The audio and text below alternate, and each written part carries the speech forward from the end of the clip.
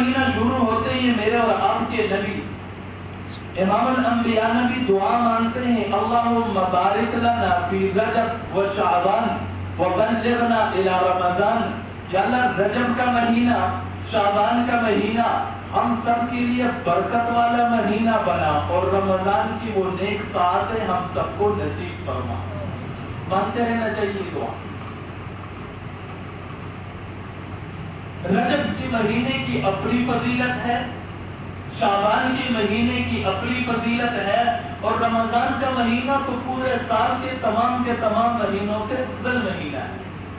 علماء لکھتے ہیں رجب کے مہینے کو اللہ نے فضیلت دی، اس میں رب تعالیٰ نے معراج کی رات کو رکھا، اپنے حبیب کو عرشوں پر بلایا. شعبان کے اس مہینے کو رب تعالیٰ نے فضیلت بخشی، اس میں یہ رات رکھی جس رات میں میں اور آپ اللہ کے گھر میں بیٹھے ہیں. اور رمضان کے مہینے کو جو فضیلت اللہ نے بخشی ہے وہ مشہور رات جس کو لیلۃ القدر کہتے ہیں. لیلۃ القدر خیر من الف شہر، جس میں کسی کو ایک گھڑی کی عبادت کی توفیق مل گئی، اللہ اس کے نامہ اعمال میں 1000 مہینوں سے زیادہ کا ثواب لکھ دیتے ہیں. اور رب تعالیٰ نے پھر ان مہینوں کو آپس میں جوڑا. رجب کا مہینہ، ساتھ ہی شعبان کا مہینہ، اور ساتھ ہی رمضان کا مہینہ. علماء لکھتے ہیں رجب اپنی جگہ پر، رمضان اپنی جگہ پر، شعبان کا جو مہینہ ہے یہ کریم الطرفین مہینہ ہے. علماء کی اصطلاح ہے کریم الطرفین کا معنی اس مہینے سے پہلے بھی برکت والا مہینہ، اس مہینے کے بعد بھی برکت والا مہینہ، اللہ نے شعبان کو درمیان میں رکھ لیا. اور کیسے جوڑ اللہ نے بنایا، جیسے مثال ہے رجب کا مہینہ انسان بیج ڈالتا ہے، شعبان کا مہینہ اس بیج کو پھل لگتے ہیں، رمضان کا مہینہ پھل کو توڑنے اور کٹائی کا مہینہ ہے، انسان اپنی جولی کو بھر لیتا ہے. ایک اور مثال دی ہے علماء نے، جیسے رجب کا مہینہ بارش سے پہلے ہوا چلتی ہے، بادل آتے ہیں، پھر اس کے بعد چم اور ٹھنڈی بارش برستی ہے، جس سے پورے فضا جو ہے معطر ہو جاتی ہے، سرسبز و شادابی آ جاتی ہے.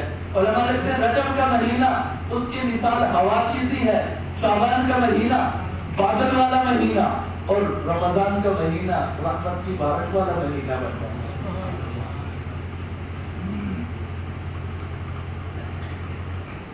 اس رات کے اعتبار سے آج ہم تھوڑے مختصر سے انداز میں بات کریں گے، گفتگو ہوگی. ایک بات شروع سے عرض کر دوں، 2 پوائنٹ اور 2 باتیں بہت اہم ہیں. ہم لوگ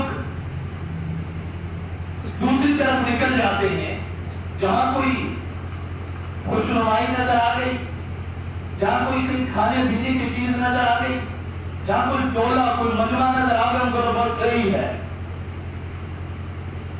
حالانکہ دیکھا جائے تو اس رات میں جو کرنے کے کام ہیں، جو ہونے چاہیے قرآن و حدیث کی روشنی میں، 2 کام جن کو ہم کرنے والے آج بن جائیں تو یہ رات تمام کے تمام فضیلتوں کے ساتھ میرے لیے بھی ہے اور ہم سب کے لیے بن جائے. ایک اس رات میں دعا کا اہتمام ہو، اور دوسرا اس رات میں اپنے رب سے بخشش اور مغفرت کے ہم طلبگار بن جائے، بخشش اور مغفرت مانگنے والے بن جائے. دونوں چیزیں ایک ساتھ کیوں چلتی ہے؟ اس لیے کہ بخشش اپنے گناہوں پر نادم ہو کے اپنے رب کے حضور توبہ کرنا یہ زیادہ اہم ہے بنسبت اس کے کہ میں نفلی عبادات میں آگے سے آگے بڑھنے کی کوشش کروں. ایک انسان وہ ہے جس کی زندگی میں نیک اعمال نفلی عبادات زیادہ ہے، لیکن ساتھ ہی اس کی زندگی میں گناہ بھی زیادہ ہے. دوسرا انسان وہ ہے جس کی زندگی میں نفلی عبادات کم ہے، فرائض واجبات اور سنن کا اس کی زندگی میں اہتمام ہے، نوافل کی طرف اتنا نہیں جا رہا، لیکن اس کی کوشش حد تک امکان یہ ہوتی ہے کہ میں گناہ سے بچ جاؤں. تو آپ لوگوں کا کیا فیصلہ ہے؟ ان دونوں میں سے کون آدمی بہتر ہے؟ یہ سوال آپ سے کوئی کرے، میرے سے کوئی کرے، میری اپنی رائے، آپ لوگوں کی اپنی رائے. آج کل معاشرہ اور ماحول اس طرف ہے، بس نفلی عبادات کا موقع جہاں کہیں ملتا ہے کری جاؤ. باقی یہ نہیں دیکھنا کہ میری زندگی میں گناہ کتنے ہیں، میرے ساتھ کتنے گناہ چمٹے ہوئے ہیں، میرے گھر کے ماحول میں، میرے معاشرے میں اور میرے بازار کے ماحول میں روزانہ کے روزانہ میرے سے کتنے گناہ ہو رہے ہیں. اس طرف ہماری توجہ کوئی نہیں ہوگی، بس صرف اس بات کو دیکھتے ہیں کہ میں نیک نفلی عبادات، نفلی اعمال اس میں آگے سے آگے بڑھتا جاؤں. ایک میرا اور آپ کا فتویٰ، میرا اور آپ کا فیصلہ، اور ایک فیصلہ اور ایک فتویٰ میں آپ کو سناتا ہوں. امام المفسرین، رئیس المفسرین حضرت عبداللہ بن عباس رضی اللہ تعالیٰ عنہ کوئی چھوٹی شخصیت نہیں ہے. آپ صلی اللہ علیہ وسلم کے چچا زاد ہے، جن کے لیے رحمت والے ہاتھ اٹھے، دعا کی، اللہم علمہ الکتاب وفقہہ الدین. یا اللہ، میں تیرا محبوب نبی اپنے اس چچا زاد عبداللہ کے لیے دعا کرتا ہوں، اس کو قرآن کی سمجھ عطا فرما، اس کو دین کی سمجھ عطا فرما. وہی عبداللہ بن عباس رضی اللہ تعالیٰ عنہ، ایک بندہ ان سے آ کے سوال کرتا ہے، رجل قلیل العمل قلیل الذنوب اعجب الیک ام رجل کثیر العمل کثیر الذنوب. امام المفسرین حضرت عبداللہ بن عباس رضی اللہ تعالیٰ عنہ کی خدمت میں ایک آدمی آیا. سوال یہی جو میں نے آپ کے سامنے رکھا، ایک آدمی اس کی زندگی میں نفلی عبادات بہت زیادہ، لیکن دوسری طرف وہ گناہ سے بچنے کی کوشش نہیں کرتا. جتنی نفلی عبادات کی گنتی اس سے زیادہ اس کی زندگی میں گناہ کی بھی گنتی بنتی ہے. وہ آدمی افضل یا وہ آدمی جس کی زندگی میں گناہ کم ہے اور نفلی عبادات بھی کم ہے؟ عبداللہ بن عباس رضی اللہ تعالیٰ عنہ کا فتویٰ، ارشاد فرمایا، لا آدلو بالسلام، لا آدلو بالسلام. بھائی جو بندہ نفلی عبادات کی طرف توجہ اتنی نہیں کرتا لیکن اپنی زندگی میں گناہ سے بچ بچ کے زندگی گزارتا ہے، اس کے مقابلے کا دوسرا آدمی نہیں ہو سکتا. تو آج بھی نفلی عبادات کی رات ہے نا، ٹھیک ہے، اگر ہم نفلی عبادات کم کر لیں لیکن باہر جو گناہ ہو رہے ہیں اس وقت اس رات میں ہم اس سے بچ جائیں تو یہ رات ہمارے لیے بہترین رات ثابت ہوگی. اور اگر ہم یہاں مسجد میں بیٹھے بیٹھے جو باہر نکلے تو باہر جتنے خرافات، جتنے بدعات، جتنے رسومات ہیں ان میں بھی ہم شریک ہو گئے تو یہاں بیٹھنا کوئی گھنٹے ایک کا ہوگا اور باہر پوری رات تو وہ زیادہ ہو جائے گا اور یہ کم ہو جائے. اس لیے پوری زندگی کوشش یہی کرنی چاہیے کہ نفلی عبادات کے اللہ توفیق دے، اس میں بندہ بڑھ چڑھ کے حصہ لے، لیکن زیادہ کوشش کس بات کی ہو کہ میں گناہ سے بچ جاؤں، میری زندگی میں کوئی گناہ نہ رہ جائے. تو میں بات کر رہا تھا، یہ رات وہ رات ہے جس رات میں دعا کی جاتی ہے اور اللہ دعا قبول فرماتے ہیں. حضرت عبداللہ بن عمر رضی اللہ تعالیٰ عنہ کی روایت ہے، اب رضی اللہ تعالیٰ عنہ فرماتے ہیں پورے سال میں اللہ ہر وقت دعا قبول فرماتے ہیں، لیکن کچھ مقامات ایسی ہیں جن مقامات کی خصوصیت سے اللہ دعا قبول فرماتے ہیں.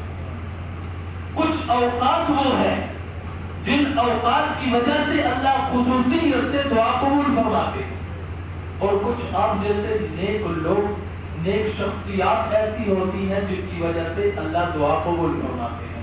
اور اس کی آسان سی مثال ہے، یہاں اللہ دعا قبول فرما رہے کہ نہیں فرماتے؟ اللہ کا ڈر ہے نا، لیکن جو بندہ حج کے لیے جا رہا ہو اب اس کو کیا کہتے ہیں، یار بیت اللہ پہنچ کے نا مجھے دعا میں بھولنا. جگہ کی خصوصیت ہو گئی، وقت کی خصوصیت.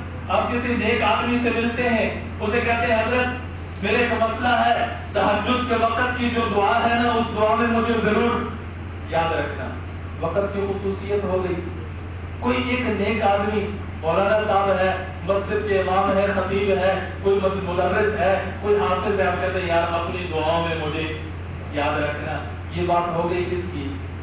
اشخاص کی خصوصیت، شخص کی خصوصیت۔ تو میں اور آپ الحمدللہ آج جس ماحول میں بیٹھے ہیں، جگہ بھی مخصوص، وقت بھی مخصوص، کون سی رات ہے؟ بھائی دعاؤں کی قبولیت والی رات ہے نا، اور مقام کون سا ہے؟ مسجد ہے۔ پوری دنیا کا مارا پھرا جب یہاں آ کر اپنا ماتھا ٹیکتا ہے تو غیب سے صدا آتی ہے، میرے بندے تو کدھر پھر رہا تھا، اب تو آ گیا اصل مقام پہ۔ کوئی زندگی میں ایک بار بھی آ کر پکارے، اللہ اس کو بھی 70 بار جواب دیتے۔ ایک ہندو کا واقعہ آپ نے سنا ہوگا، پکارتا رہا پوری رات بت کو سامنے رکھ کے، یا صنم یا صنم یا صنم یا صنم۔ آدھی رات گزر گئی، اونگ آئی، اونگ میں بے اختیارے اس کے زبان سے نکلا یا صنم کی جگہ یا سمد۔ عرش ہل گیا، آسمان کے فرشتوں کے اللہ نے ان کو ہلا کے رکھ دیا، اور 70 مرتبہ اللہ نے جواب دیا، لبیک یا عبدی لبیک یا عبدی لبیک یا عبدی۔ فرشتے عرض کرتے اللہ غلطی سے اس کے منہ سے نکلا، یا اللہ وہ تو صنم صنم کہہ رہا تھا، سمجھ زبان سے نکل گیا۔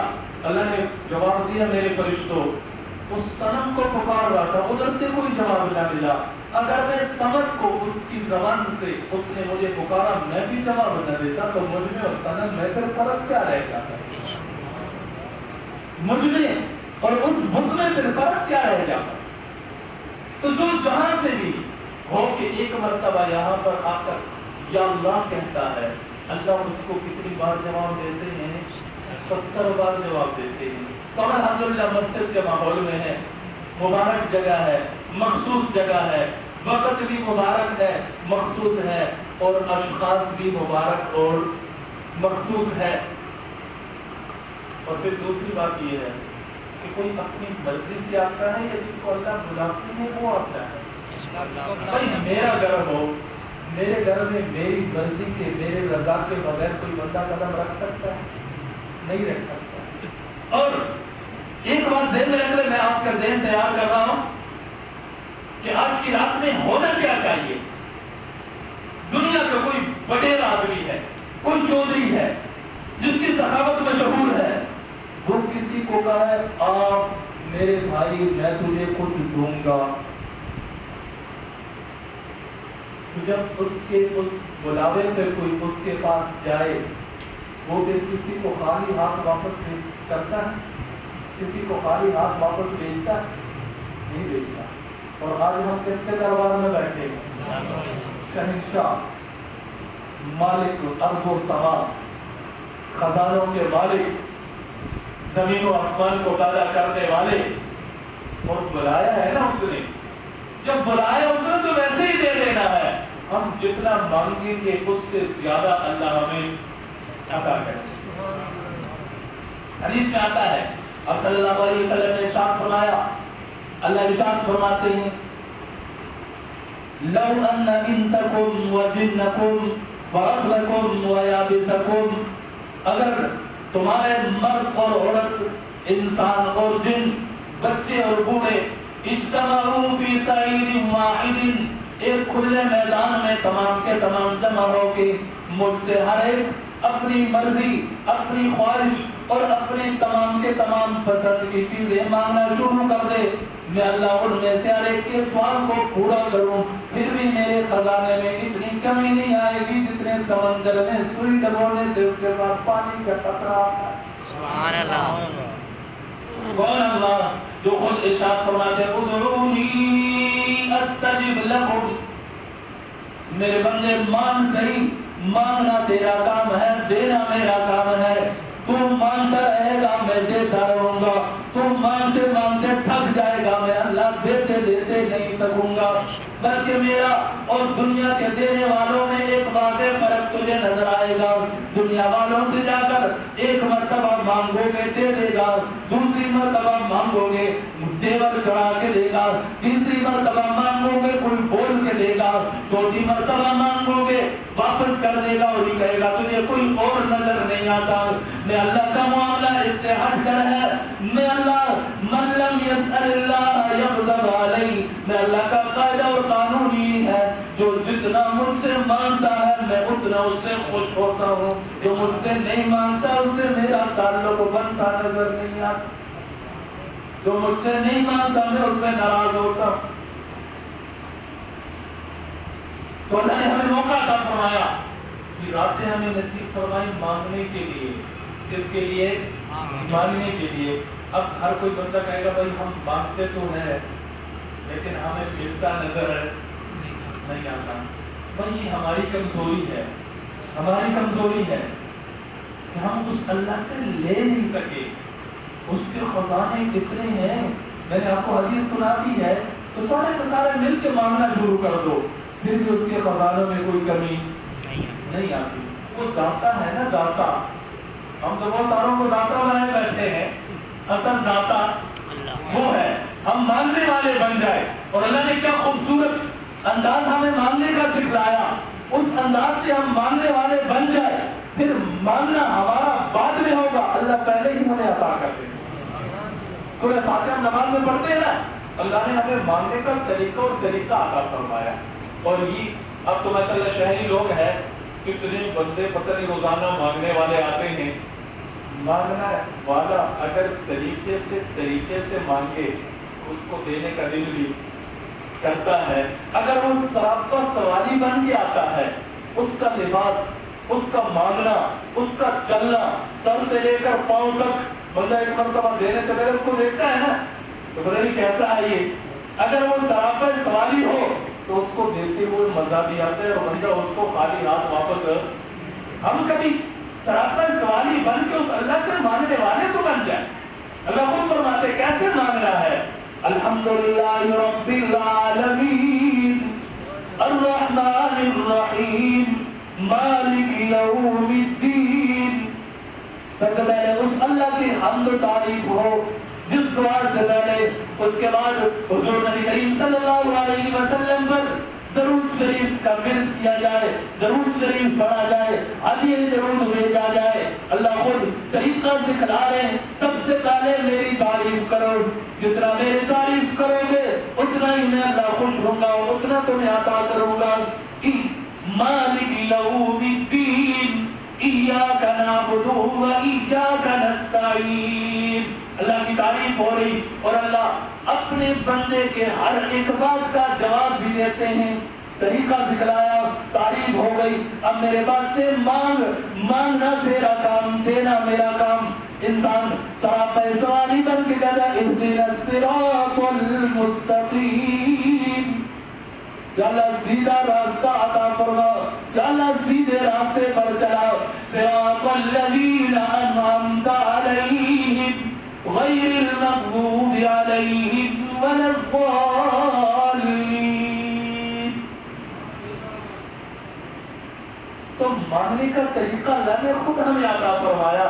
اس طریقے سے ہم مانگیں گے تو اللہ کبھی محروم نہیں فرمائیں گے. بلکہ علماء تو لکھتے ہیں یہ جو راتیں ہوتی ہیں ان راتوں میں اللہ اپنی رحمت کے دریا بہا دیتے ہیں. بعض اوقات ہوتا ہے نا چشمہ بہ رہا ہے, نہر ہے, نہر اور چشموں کی بات نہیں ہوتی, اللہ دریا بہا دیتے ہیں. جس کے جی میں آلے وہ پالے روشنی, جس کے جی میں آلے وہ اپنے اللہ کی رحمت سے اپنی جوڑی اتار لے.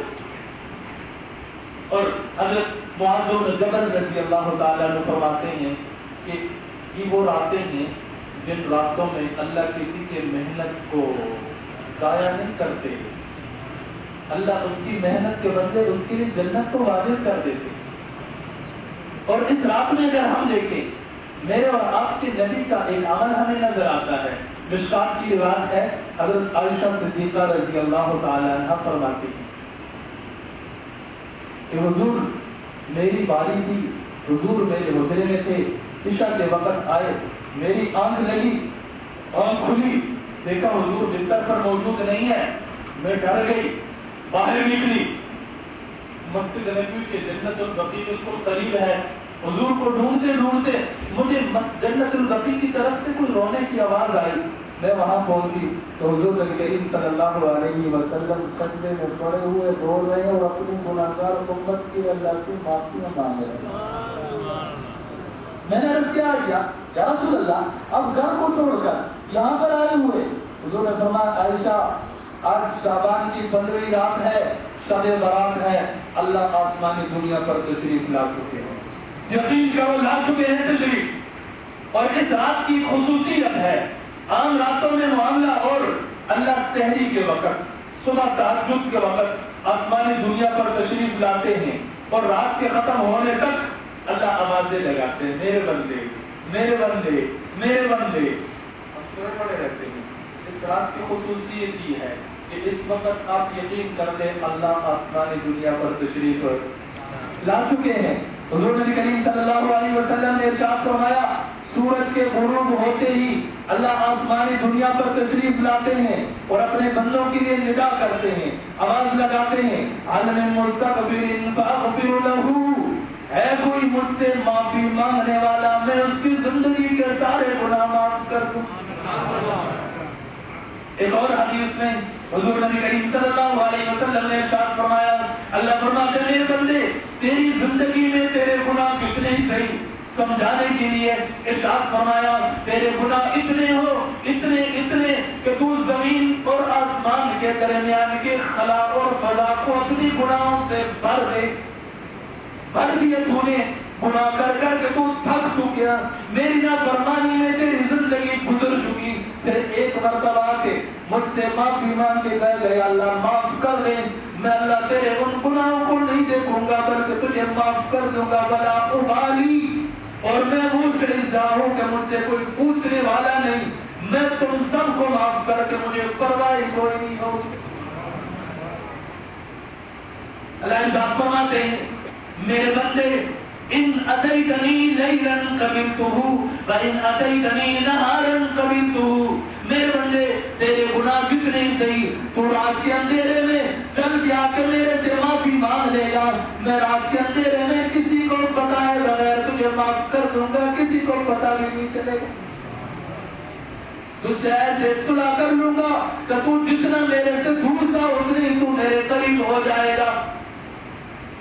اور ہمیں تو فخر ہے الحمدللہ، ہم کے لیے امتی ہیں حضور نبی کریم صلی اللہ علیہ وسلم کے، بہت بڑی بات ہے، بہت حوصلہ افزا بات ہے اور بہت ہی سعادت کی بات ہے، اللہ نے ہمیں حضور کا امتی بنایا اور پھر امتی اجابت میں شامل فرمایا، جنہوں نے نبی پاک کا پاک کلمہ پڑھا، لا الہ الا اللہ محمد رسول اللہ، اشہد ان لا الہ الا اللہ واشہد ان محمدا عبدہ ورسولہ۔ پچھلے پروگرام میں میں نے قاضی عیاض رحمۃ اللہ تعالی علیہ کی اپنی جو خصوصیت سعادتیں، اپنی خوش بختیاں بیان کرتے ہیں، بہت بڑے شاعر، بہت بڑے اللہ کے ولی، بہت بڑے محدث، بہت بڑے مفسر گزرے ہیں، قرآن کی تفسیر ان کی لکھی ہوئی موجود ہے، وہ فرماتے ہیں مما زادنی عجبا وتیہا بکت باخمصی عطا السریا دخولی تحت قولک یا عبادی وان صرت احمدا لی نبیا۔ یا اللہ تیرے میرے پر دو نعمتیں وہ ہیں، دو احسانات وہ ہیں، دو آپ کے مجھے دیے ہوئے اعزازات وہ ہیں جن اعزاز کی وجہ سے میرے پاؤں زمین پر نہیں بلکہ آسمان سریا پر پہنچ چکے ہیں۔ کون سے دو اعزاز؟ دخولی تحت قولک یا عبادی وان صرت احمدا لی نبیا۔ یا اللہ تو نے مجھے یا عبادی کہہ کے اپنا بندہ کہا، یا عبادی کا معنی کیا ہے؟ اے میرے بندے، سب کو خطاب ہے نا، تو عبادی نے ہم جیسے لوگ بھی شامل ہو گئے تھے نہیں، اللہ کے بندے ہی میں آگے۔ اور دوسرا فرمایا وان صرت احمدا لی نبیا، یا اللہ مجھ جیسے آدمی کو تو نے حضور کا امتی بنا دیا، ہم تو حضور کی امتی ہے، گناہ ہو گئے، اللہ سے دوری ہو گئی، نافرمانی کی زندگی گزر گئی، اللہ خود فرماتے میرے بندے آ سے وہی تو راتیں، جو مہینے، جو دن مخصوص اللہ نے عطا فرمائے اپنے بندوں کو اپنے قریب کرنے کے لیے عطا فرمائے. تو جو میرے بندے مجھ سے جتنے دور ہو گئے نا، تو ان راتوں میں چلو آ کے میرے سے صلح کر لے، میں اللہ صلح کرنے کے لیے تیار بیٹھا ہوں. جیسے مجذوب کا قول ہے نا، ایک مرتبہ راستے میں بیٹھ کر رو رہا ہے. کسی نے پوچھا بھائی کیا کر رہے ہو؟ کہتے جی ان لوگوں کی صلح کرا رہا ہوں مجھ سے. بھائی کیا بنا؟ نتیجہ کیا نکلا؟ کیونکہ جب آدمی درگاہ سسٹم یا پنچایت کا مسئلہ ہو، وہاں پر سے لوگ پوچھتے ہاں بھائی اتنی دیر تیری محنت کی تو بات کرتا رہا، کیا نتیجہ آیا؟ کسی نے پوچھا کیا نتیجہ نکلا؟ کہتے ہیں وہ تو راضی ہے لیکن یہ راضی، صلح کرنے کے لیے یہ راضی. ایک دن وہی مزدور ہے قبرستان بیٹھا ہے. کسی نے پوچھا بھائی کیا کر رہے ہو؟ یہ صلح کرا رہا ہوں. کیا نتیجہ نکلا؟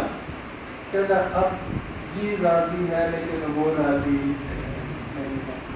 تو اب اس وقت اللہ ہمارے صلح کے انتظار میں بیٹھے کہ نہیں بیٹھے؟ میں نے آپ کو کہا تو حضور کی امتی ہے.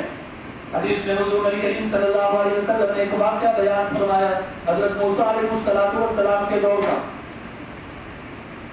شاہ فرمایا تعالیٰ نے موسیٰ علیہ السلام کو حکم فرمایا موسیٰ بارشیں نہیں ہو رہی، اپنی امت کے بنی اسرائیل کے تمام لوگ، مرد عورتیں جوان بوڑھے سب ایک میدان میں جمع کر میرے سے مانگ، دعا تو کرے گا بارش میں اللہ عطا کر دوں گا. موسیٰ علیہ السلام نے تمام کے تمام میں اعلان فرمایا، سب کے سب لوگ جمع ہو گئے. موسیٰ علیہ السلام کے ہاتھ دعا کے لیے اٹھے. اللہ نے فرمایا موسیٰ ہاتھ نیچے کر. اس وقت اس بڑے مجمع میں ایک وہ بندہ جو 40 سال سے میری نافرمانی کرتا آیا ہے، میں اس کی وجہ سے موسیٰ تیری بھی دعا قبول نہیں کروں گا.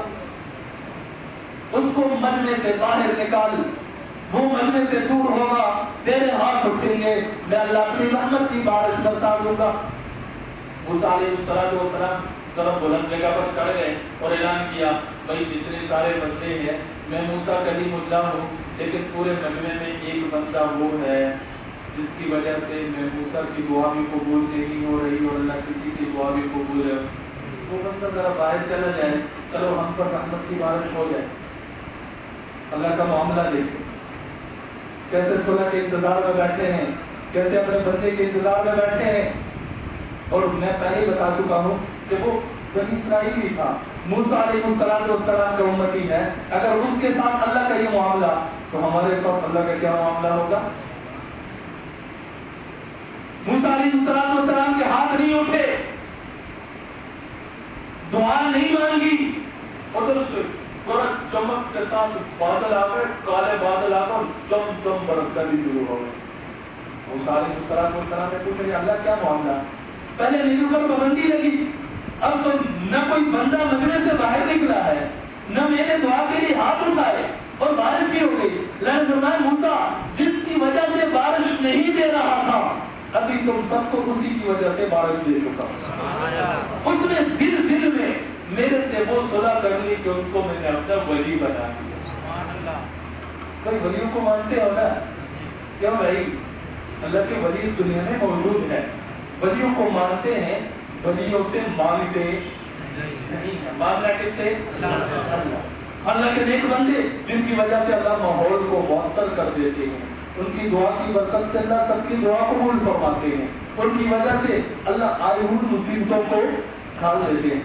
موسیٰ علیہ السلام نے ایک اور درخواست کی، یا اللہ بندہ باہر نکلا نہیں، مجھے تو نہیں پتہ چلا وہ کون بندہ ہے، ذرا مجھے بتا تو دو. اللہ نے فرمایا موسیٰ ابھی تک میرا نافرمان تھا، 40 سال اس نے میرے نافرمانی میں گزارے، میں نے اپنی ستاری کی چادر اس کے اوپر رکھ کر کسی کو نہیں بتایا تھا.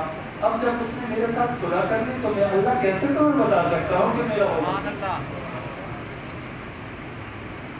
تو یہ اللہ ہے جو اپنے بندے کے انتظار میں بیٹھے ہیں. کوئی بندہ آئے صحیح میرے ساتھ صلح کر لیں، میں اس کے ساتھ صلح کرنے کے لیے تیار ہوں.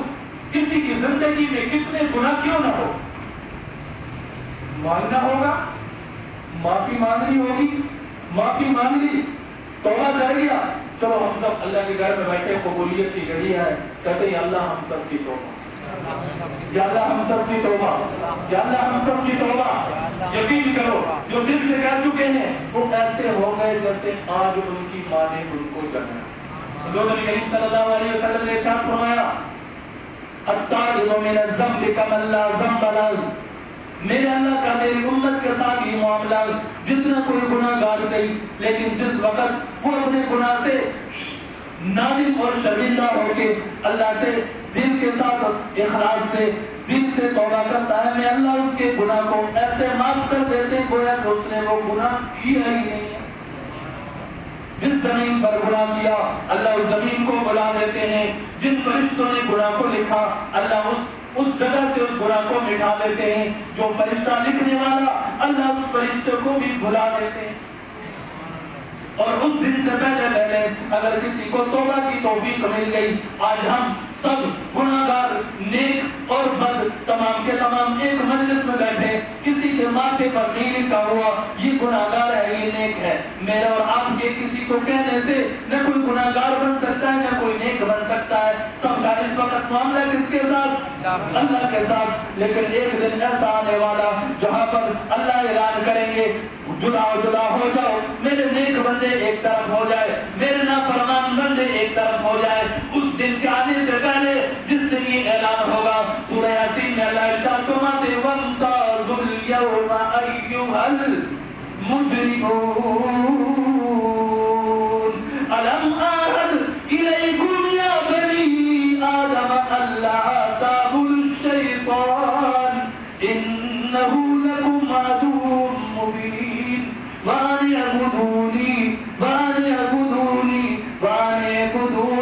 ھذا صراط مستقیم۔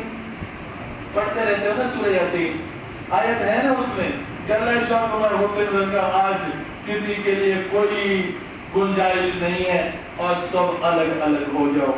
اور یہ بھی ہے نا کسی کو اپنی موت کا پتہ ہے، مولانا صاحب بھی کہہ رہے تھے حدیث میں آتا ہے آج کی رات بجٹ کی رات ہے۔ کون سی رات ہے؟ جو سرکاری ملازمین ہیں یا جو فیکٹریوں والے ہیں یا جو کاروباری ہیں ان کو ایک بجٹ کی کانوں آواز سنائی دے گی ہوگی کہ حکومتی بجٹ جو ہے وہ جون میں وہ ایشو کرتے ہیں اور جون میں جاری کرتے ہیں، پتہ نہیں کیا بنا ہوگا۔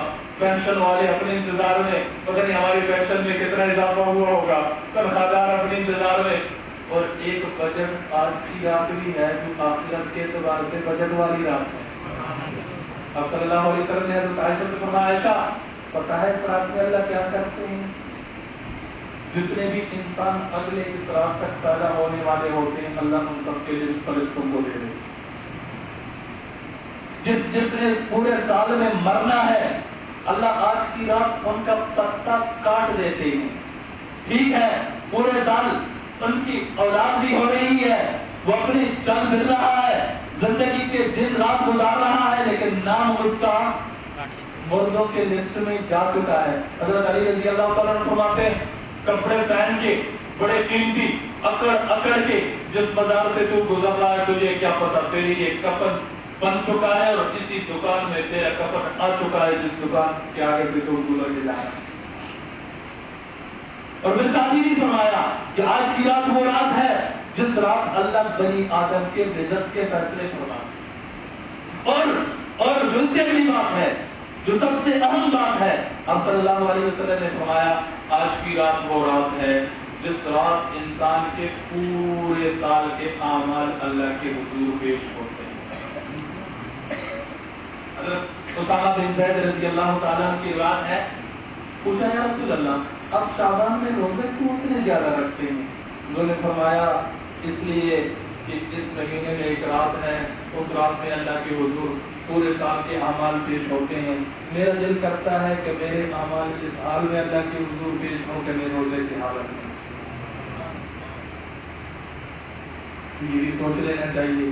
اور یہ تو آپ کو معلوم ہے نا انما الاعمال بالخواتیم، اگر میرے گناہ ہو چکے ہیں مجھ سے پورے سال کے گناہ ہیں، لیکن آج اگر میں سچے دل سے توبہ کر چکا ہوں یا اپنے سر کو اپنے ماتھے کو اللہ کے حضور سجدے میں رکھ کے اللہ سے مانگوں اللہ معاف کر دیں گے۔ صبح فرشتے جو اعمال نامہ ہے وہ اللہ کے حضور پیش کریں گے. اللہ فرمائیں گے تمہارے ان نامہ اعمال کے پہنچنے سے پہلے میرے بندے کی توبہ مجھ تک پہنچی. اور یہ ڈرنا نہیں چاہیے کہ پتہ نہیں میں کتنا گناہگار، میں کتنا نافرمان، میرے سے کتنے گناہ ہو چکے، پتہ نہیں آج میں توبہ کر لوں کل سے دوبارہ میرے سے گناہ ہو جائے. توبہ کرنے کا کیا فائدہ؟ وہ یہ شیطان کا دھوکہ ہے، شیطان کا دھوکہ ہے.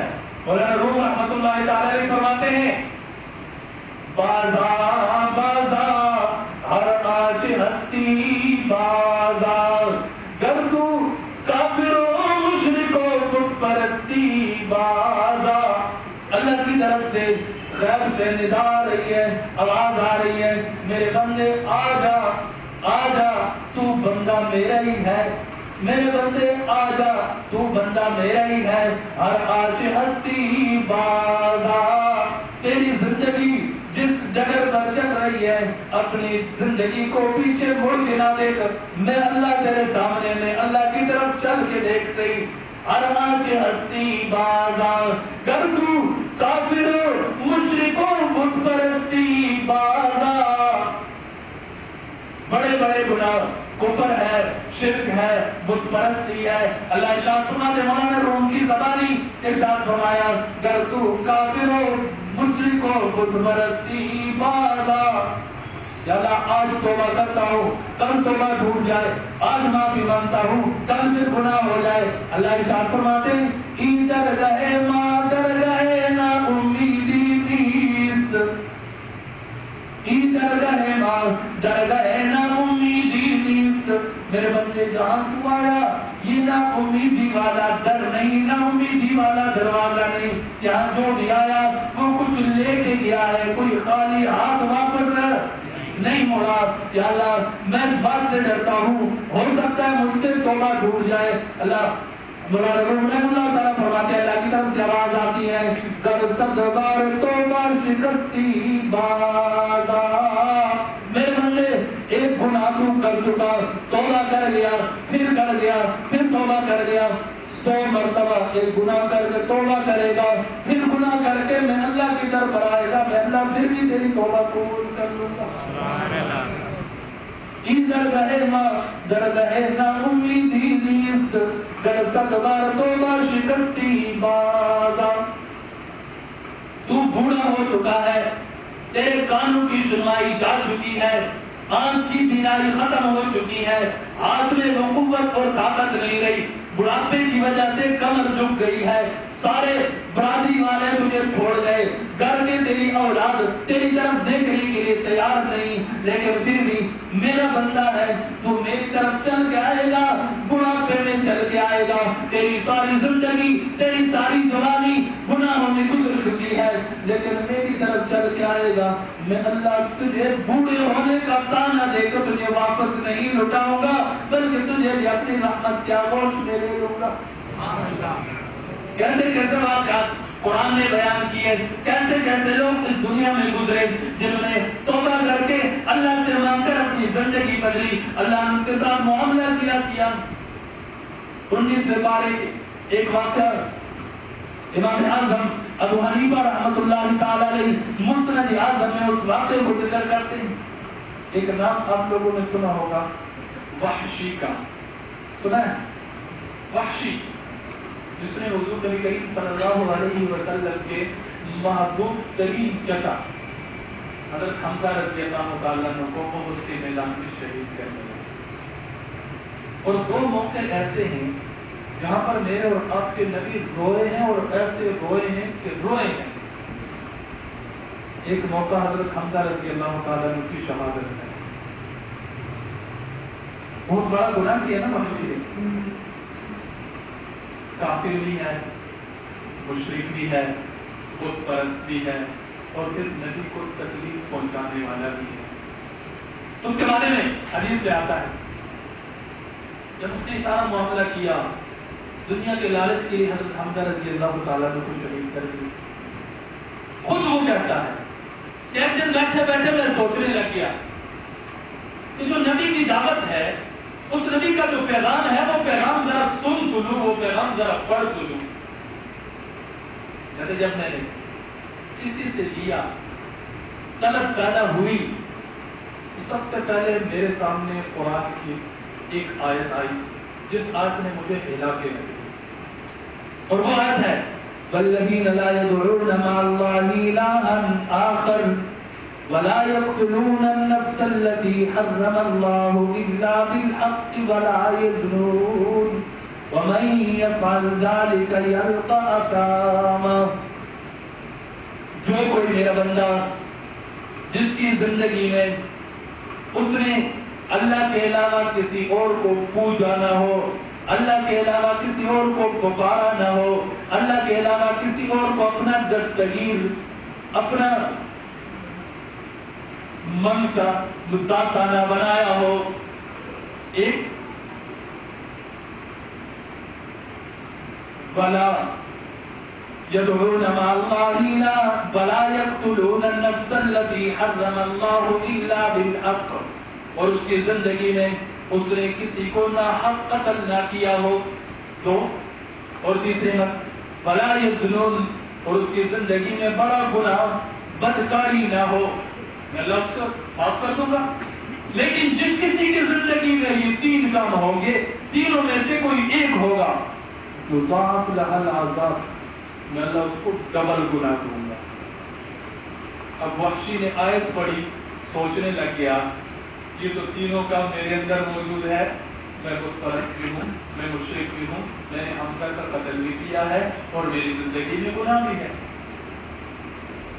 اب ذرا اس رب کی شان کریمی دیکھیں، ادھر سے میں آپ سے پھر کہہ رہا ہوں الحمدللہ ہم مسلمان ہیں، کلمہ گو ہے، کبھی کبھی نماز بھی پڑھ لیتے ہیں، کبھی کبھی اللہ سے ڈر بھی آ جاتا ہے، اپنا معاملہ پھر بعد میں۔ وحشی رضی اللہ تعالیٰ عنہ آیت پڑھنے کے بعد حضور کی طرف پیغام بھیجتے ہیں، اللہ کے نبی میرا مسلمان ہونے کا دل کا رہا تھا، لیکن قرآن کی آیت مجھے مسلمان نہیں ہونے دے رہی، میں کیسے اسلام میں داخل ہو جاؤں؟ یہ آیت تو پوری کی پوری میرے خلاف جا رہی ہے، میں اگر آ بھی گیا اسلام میں تو کیا بنے گا؟ اللہ نے جو سزا بیان فرمائی وہ سزا مجھے ملنی۔ اللہ کے نبی جواب دیے بغیر وحی کے انتظار میں بیٹھ گئے، میرے رب کا کیا فیصلہ؟ اللہ حضرت وحشی کی بات بھی سن چکے ہیں، میں اسلام میں داخل ہونا چاہتا ہوں لیکن یہ آیت مجھے اسلام میں داخل نہیں ہونے دے رہی۔ اللہ نے اپنے نبی پر وحی بھیجی، میرے عبید پریشان نہ ہو، وحشی کے لیے اعلان کر دے تو جتنا گناہ گار صحیح، اگر تو اسلام میں داخل ہوگا میں اللہ تیرے لیے بھی اسلام میں داخل ہونے کا راستہ نکال دیتا ہوں۔ ساتھ ہی آیت اتری الا من تاب وآمن وعمل عملا صالحا فاولئک یبدل اللہ سیئاتہم حسنات۔ میرے حبیب وحشی کے سامنے جا کر اعلان کر دو، توبہ کرنا تیرا کام، نیک بن کر زندگی گزارنا تیرا کام، تیرے جتنے گناہ ہیں میں ان تمام کے تمام گناہوں کو تیرے لیے نیکی بنا کر لکھ دوں گا۔ وحشی تک آیت پہنچ گئی، اس کو مسلمان ہو جانا چاہیے کیا نہیں؟ بہت بڑا اعلان ہو گیا نا اس کے لیے، لیکن وہ بھی کوئی کچا آدمی نہیں تھا۔ میرے اور آپ کے لیے بھی آسانیاں پیدا ہو گئی، اللہ کی شان کریمی بڑھ کے سامنے آ گئی۔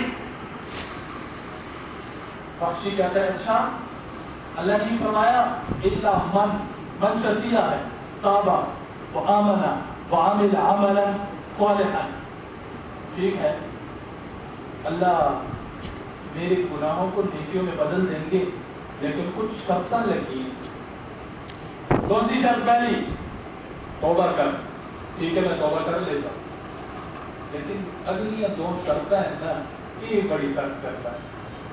کیا شرط؟ عملا، ایمان میں لے آتا ہوں، وعمل عملا صالحا، زندگی نیک بن کر گزارنا۔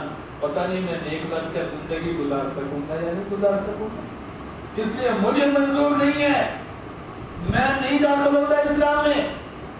بندہ پھر حضور کی خدمت میں یا رسول اللہ بخشی تو یوں کہتا ہے ٹھیک ہے توبہ کر لیتا ہوں، ایمان لے آتا ہوں، لیکن میری زندگی کی گارنٹی کوئی نہیں ہے، میرے سے زندگی میں گناہ بھی ہو سکتے ہیں۔ اللہ فرماتے ہیں نیک عمل کرے گا تو پھر گناہوں کو دیکھے میں بدل دوں گا. حضور صلی اللہ علیہ وسلم سے پریشان. اللہ کی طرف سے پھر وحی آئی, جبرائیل آ گئے, ارشاد فرمایا میرے حبیب اعلان کر دو ان اللہ لا یغفر ان یشرک به ویغفر ما دون ذلک لمن یشاء. وحشی سن ذرا, دودھ چاہتا یہ ہے کہ مجھے عمل نہ کرنا پڑے, میرے رب ویسے میرے لیے معافی کا اعلان کر دے. میں اللہ اعلان کرتا ہوں وحشی شرک سے اپنے آپ کو بچا, اس کے علاوہ جتنے گناہ ہیں میں اللہ بغیر توبے کے بھی معاف کرنے والا ہوں. شرک کو اللہ بغیر توبے کا معاف کر. اب وحشی نے یہ کہا تھا نا کہ شرک سے تو توبہ کرتا ہوں لیکن اگلی زندگی کی کوئی گارنٹی. اب مسلمان ہونا چاہیے تھا اس کو ہونا چاہیے تھا, جو بھی مسلمان نہیں ہوا. اللہ فرماتے وَيَغْفِرُ مَا دُونَ ذَلِكَ لِمَن يَشَاءُ, میں اللہ جس کو چاہوں گا اس کو معاف. اب مجھے نہیں پتا میرے بارے میں اللہ کی چاہت ہے یا نہیں. بھائی میں نہیں ہوتا مسلمان. ذرا سوچے صحیح, جس کتنے لاٹ سے آ رہا ہے, کتنی شرطیں لگا کے آ رہا ہے. جیسا بچہ ہوتا ہے, ماں کو بچے کے ساتھ بچہ کہتا ہوا میں یہ کیا نہیں کھانی, میں نے یہ نہیں کھانا, میں نے یہ مگر اچھا پترا یہ نہیں تو اور سے, یہ نہیں تو اور تجھے لا کر دے دیتا ہوں. یہ ماں کو اولاد کے ساتھ محبت ہوتی ہے نا, محبت ہوتی ہے نا, اس لیے بچے کے ہر قسم کے لاڈ کو, ہر قسم کے پیار کو, ہر قسم کے نخرے کو صرف اور صرف برداشت کرنے والی ماں ہی کون ہے. اور ماں کے دل میں محبت کیوں پیدا ہوئی؟ بچے کو پالتی ہے, کیا کرتی ہے, اپنا بچہ نہ ہو غیر کا بچہ, اس کو لا کر کسی عورت کے گود میں دے دو, وہ بچہ اس کی پرورش کرے, وہ عورت اس کی پرورش کرے, اس کو پالے, تو اس بچے کے ساتھ بھی اس عورت کو محبت ہو جاتی ہے. اللہ کیا فرماتے ہیں, میرے بندوں آ جاؤ میری طرف.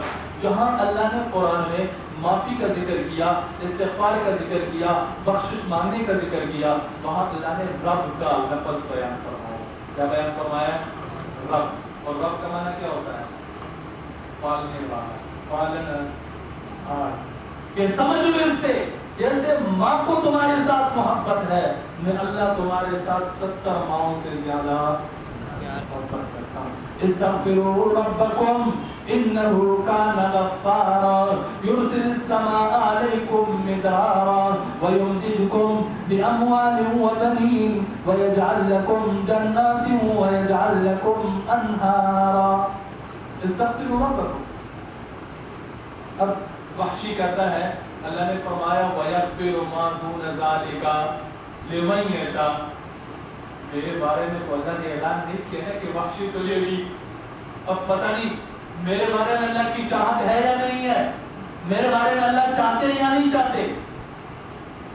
قربان جائیے اس رب کی شان کریمہ پر.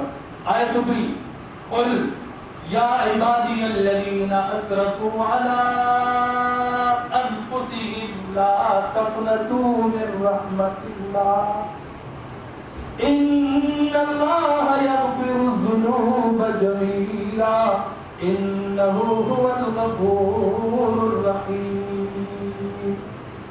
وحشی کے کان میں قرآن کی آیت پہنچی. وحشی کہتا ہاں ہاں بس اب میرے بارے میں میرے رب نے فیصلہ سنا دیا ہے.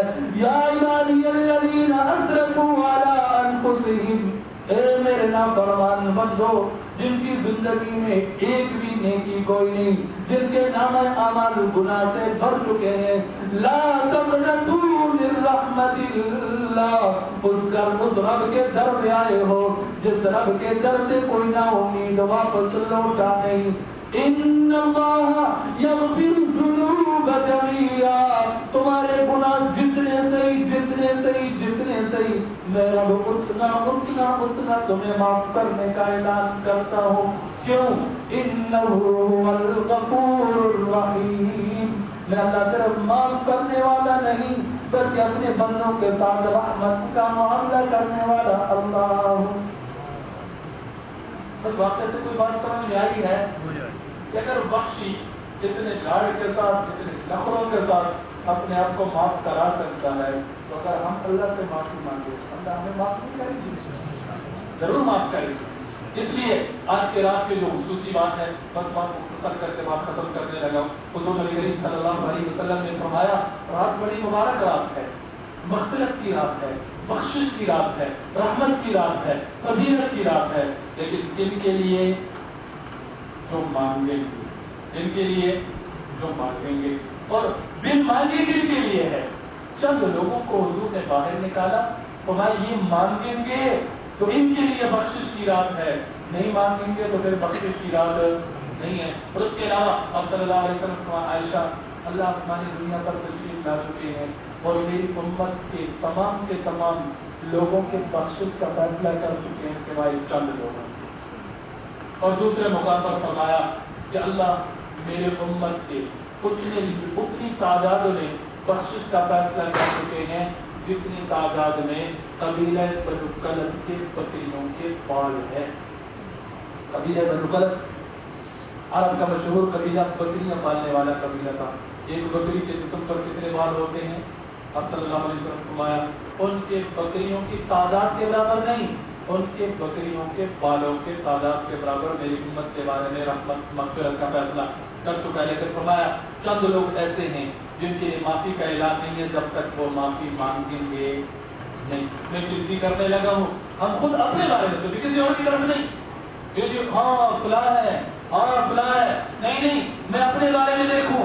اگر میرے اندر کوئی ایسی خامی موجود ہے, میں اس فہرست اور اس لسٹ میں میرا نام آ گیا تو مجھے ابھی بیٹھے بیٹھے صرف ندامت کے ایک مرتبہ اپنے دل کی طرف پھر آسمان کی طرف دیکھنے کی دیر ہوگی, میرے اللہ میرے بارے میں بخشش کا فیصلہ فرما دیں گے. اب صلی اللہ علیہ وسلم نے فرمایا اس طرح مشرک, ہم کلمہ پڑھنے والے مسلمان ہیں الحمدللہ, شرک خفی اور شرک جلی ہر قسم کے شرک سے انسان بچ جائے. اب صلی اللہ علیہ وسلم نے فرمایا بعض اوقات انسان نماز پڑھتا ہے شرک کرتا ہے. مصلی یرائی فقط اشرک, دکھلاوے کے لیے نماز پڑھی کام خراب ہو گیا.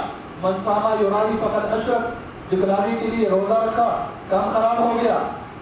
شاعر نے کہا تھا نا تو سجدہ کر دم بر زمین جو زمین دا آئی, مرا خراب کر دی تو بسجدہ لے آئی. جب میں سر بسجدہ ہوا زمین سے تو زمین سے آنے لگی صدا, تیرا دل ہے صنم آشنا تجھے کیا ملے گا نماز میں. نماز کس کے لیے پڑھنی ہے؟ اللہ کے لیے پڑھنی ہے. ٹھیک ہے. نمبر 2 قاتل, جس نے ناحق کسی کا خون کیا. نمبر 3 مشاحن, دوسرے مسلمانوں کے ساتھ کینہ رکھنے والا, بغض رکھنے والا. نمبر 4 قاطع رحم, رشتہ داری کو ختم کرنے والا, رشتے ناطے کو توڑنے والا. نمبر 5 آپ کو والدین, والدین کا نافرمان. ماشاء اللہ بہت سارے چہرے جوانوں کے نظر آ رہے ہیں جن کے والدین زندہ ہے, وہی سوچنا چاہیے. موقع نہیں ہے مگر نہ اس بارے میں بھی 2-4 باتیں عرض کرتا ہے کہ والدین اللہ نے کیا بندے کو اپنی نعمت سے نوازا. تو آپ کو والدین, والدین کا نافرمان, جب تک اس کی زندگی میں والدین کی نافرمانی ہے یہ راتیں گزرتی رہیں گی, اس کے لیے معافی کا اعلان نہیں ہوگا. نمبر 6 اب صلی اللہ علیہ وسلم نے ارشاد فرمایا جس بندے کی اس طرح معافی کا اعلان نہیں ہوتا وہ مدمن الخمر, شراب کا قاضی. نمبر 7 بدکار مرد اور بدکار عورت. نمبر 8 غیبت کرنے والا مرد اور غیبت کرنے والی عورت. نمبر 9 چغل خور, چغلیاں کرنے والا. سمجھتے ہیں چغل خور کو, پتات جس کو ابھی نہیں کرتے, اس کی سن لی, اس کو سنا لی, اس کے سن کو سنا لی, دونوں کو لڑا دے, چل بھائی میرا کام ہو. چغل خور, چغلی کھانے والا. اب صلی اللہ علیہ وسلم نے فرمایا ایسے آدمی کی بھی بخشش نہیں ہوتی. نمبر 10 سود خور, سود کھانے والا, اس کی بھی اس طرح بخشش کا فیصلہ نہیں ہوتا. نمبر 11 جوا کھیلنے والا, جواری جس کو ہم لوگ کہتے ہیں, اس کی بھی اس طرح بخشش کا فیصلہ نہیں ہوتا. اس کے علاوہ اور بھی. اب ہم نے ہر ایک نہیں سوچنا ہے کہ آیا میرا نام تو اس لسٹ اور اس فہرست میں کہیں نہیں ہے. اگر ہے ہم اللہ سے توبہ کر لیں, معافی مانگ لیں, تو ہمیں بھی معاف کر دیں گے. اگر نہیں ہے تو الحمدللہ نہیں ہے.